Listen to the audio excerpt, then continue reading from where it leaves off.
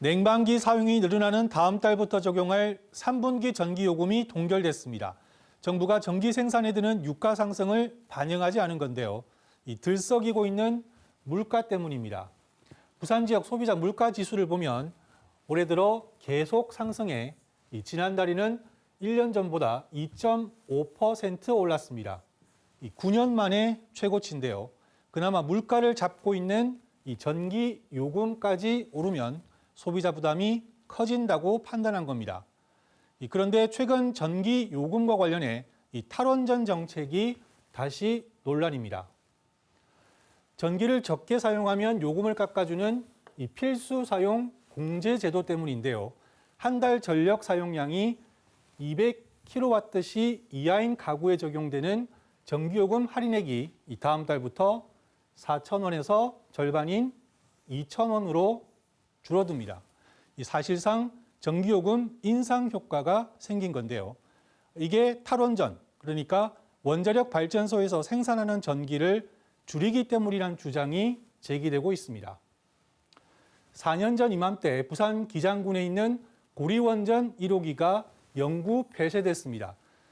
당시 정부는 탈원전 정책을 발표했는데요. 노후원전 수명을 연장하지 않고 신규 원전도 건설하지 않는 대신 재생 가능 에너지 비율을 높이기로 했습니다. 가동 중인 원전을 임의대로 멈추겠다는 건 아닌데요. 그럼 원전 가동률부터 보겠습니다. 2016년 80%에서 2년 연속 줄더니 2019년부터 올랐고 지난해에는 75%를 기록했습니다. 이 경납 건물 철판 부식 등 이 부실 시공에 따른 보수 공사로 원전 가동을 중단한 뒤 단계적으로 작업을 마무리한 겁니다.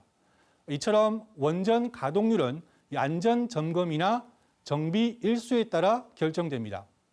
이 원전 설비 규모를 봐도 2024년 가동 원전이 26기로 3년 뒤까지는 오히려 증가합니다.